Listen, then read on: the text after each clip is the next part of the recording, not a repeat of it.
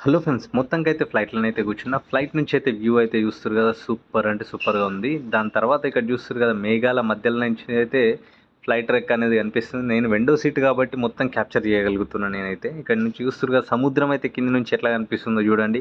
కింద పడవలు పోతున్నాయి కూడా కనిపిస్తూ ఉన్నాయి. దగ్గర దగ్గర 1000 అడుగుల దూరంలోనైతే ప్రయాణం చేస్తుంది అనుకుంటా. ఆల్మోస్ట్ మనమైతే ఖతర్ అయితే వచ్చేసినాం. ఖతర్ ఎయిర్‌పోర్ట్ అయితే కనిపిస్తుంది కదా! ఇది సముద్రం మీద నుంచి అయితే ల్యాండ్ అయితే అవుతది. ఇక్కడ చూస్తుర్రు కదా! ఆల్రెడీ రన్‌వే మీదకి అయితే వచ్చేసింది ఫ్లైట్. అక్కడ నుంచి అయితే మెల్లగా దిగేటప్పుడు అయితే మామూలుగానే అయితే ఉండదు. కడుపులో చాలా మందికి ఈ జర్నీ అనేది పడది. కక్కుకుంటారు చాలామంది. అందుకోసం ఏంటంటే ఫ్లైట్ రెక్కలనేది ఓపెన్ అయిపోయినాయి. ఎందుకంటే బ్రేక్ వేయాలి కాబట్టి. ఇక్కడ బ్రేక్ వేస్తే అక్కడ అవుతది కావచ్చు ఇది. దగ్గర దగ్గర బ్రేక్ వేసిన కొద్దిసేపటికైతే ఆగడం స్టార్ట్ అయింది. ఇదైతే అహ్మద్ ఇంటర్నేషనల్ ఎయిర్‌పోర్ట్. ఫైనల్‌గానైతే సేఫ్‌గానైతే దేవుడి దయతోటి ల్యాండ్ అయితే అయినా. నేనైతే మధ్యాహ్నం 12:25 నిమిషాలకైతే ఖతర్‌లోని అహ్మద్ ఇంటర్నేషనల్ లోపలనైతే ల్యాండ్ అయిపోయినా. మన వీడియోకి ఒక లైక్ వేసుకోండి. కామెంట్ మాత్రం తప్పకుండా చేయండి. సబ్స్క్రైబ్ మాత్రం మర్చిపోకండి.